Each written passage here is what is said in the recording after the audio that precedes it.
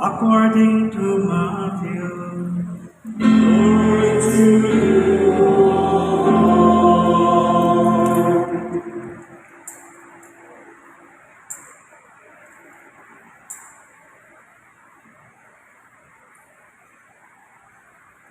Jesus went around all the towns and villages, teaching in their synagogues, proclaiming the gospel of the kingdom, and curing every disease and illness. At the sight of the crowds, his heart was moved with pity for them, because they were troubled and abandoned, like sheep without a shepherd.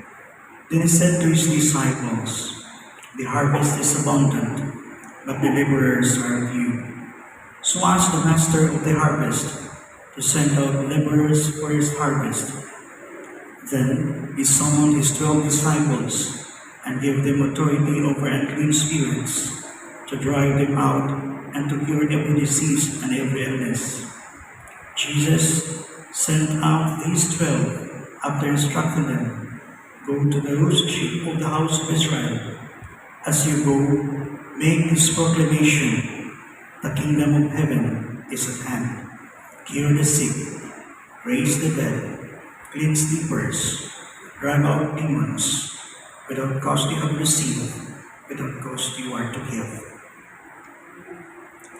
The Gospel of the Lord. Praise to you, Lord Jesus Christ. Please remain standing.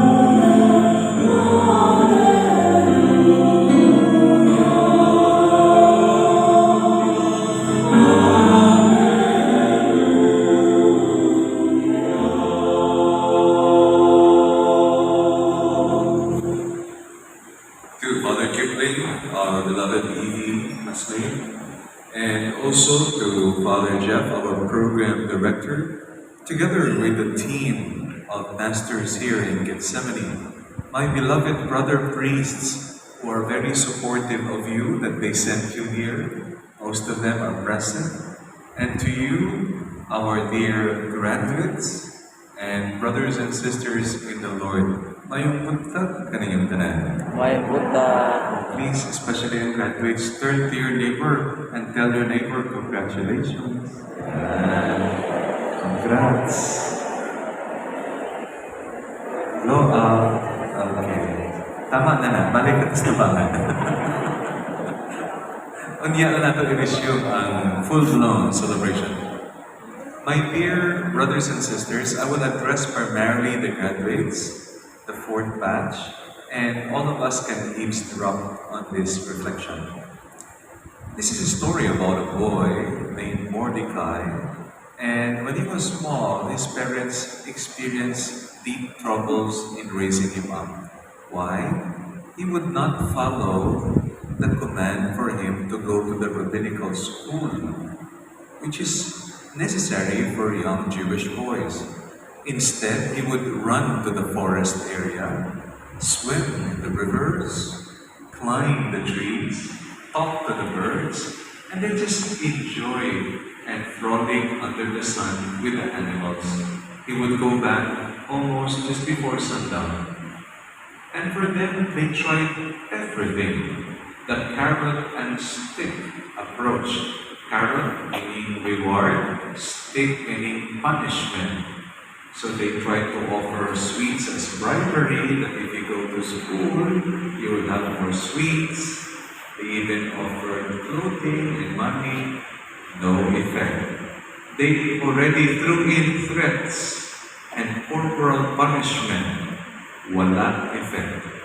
The little boy would go in the school and then pag wala nagabantay, run away to the forest area.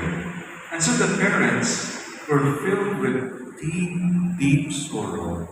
And they were asking God, why did you give us this problematic child? Hands up nami, surrender nami. You gave us a black sheep, lisod ihandol, problematic, troubled child. He is a menace and a headache rolled into one. And then one day, they heard of a holy rabbi named Himel, and they brought the little boy.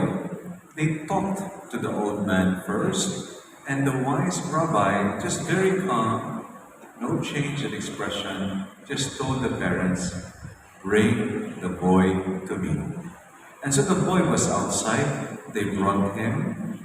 And then when the boy entered the room, the old rabbi just beckoned him, come, my child. And then the old man knelt, same height level sa bata, and then opened his arms. And then the boy took steps forward. And when the boy was near, gently, the old rabbi took his head and placed it on his heart. And that stayed for several seconds. The head of Mordecai laid on the heart of this old rabbi.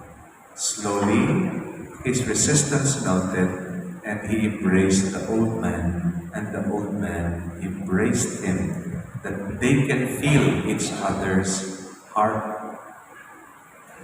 And then, no words, no words. Then the old man let him go. But wonder of wonders, the next day, Mordecai went to the rabbinical school to do his studies. But in the afternoon, he would still run to the forest to play, to swim, and to enjoy his dialogue with his friends, the animals. But he went to school. End of the story. Ay. Unsa kaha ang intervention, dili man tambal by chemical intervention. Although, if you have been trained in psychiatry, sometimes we need to do that to deal with hormonal and chemical imbalance. But you are not trained for that. But what happened? The carrot and stick approach did not also work. No words exchanged, but only the head of Mordecai placed on the heart of the old rabbi. And in that tender moment of them hugging each other, something changed. That is the turning point for healing. Many say it's because of the healing miracle of the holy rabbi that the conversion of the boy happened. But if we can just go deep to what happened in that matrix of that tender embrace, there is a bond that happened. The little boy, for the first time in his life, felt understood, felt accepted, and felt the love also, the unconditional positive regard of the old man. And that led for him to take the step towards embracing his education in the rabbinical school and becoming a good boy in the temple and at home. But at the same time, he also still pursued his passion in playing in the forest after school. Brothers and sisters, as I look at you, I look at Father Jeff, ilan sila? 95, 65. 95. People willing to stretch your arms open, to give space for a lot of people who need to be heard and who need to be assured that they are accepted. And in that moment of healing, which is the first step, the doorway of healing, then counseling, interventions, instructions, and reform and therapy can happen. Post-pandemic, we have been overwhelmed by what they call long impact or effect of COVID. We have brain fog, we have weak lungs, others lisod kayo ang asthma nila, others afflicted ng ilang heart that they have to be monitored. One of them, which is not visible, is depression. And depression is long-staying. And if you ask me, not only in Mandaue, but in your parishes, we have had several situations of this. In the church, we always tell them Jesus will heal you. But then they will be asking, where is Jesus? Where can we find him? Where can we find his listening ears? I am looking at the answer now, all 95 of you. In Mandaue, we have a series also of young people who, because of bullying and fragility of being betrayed, their only recourse, because they could not be heard at home, is to end it all. We know some people who would escape to the world of the digital cyberspace in order to find meaning and belongingness.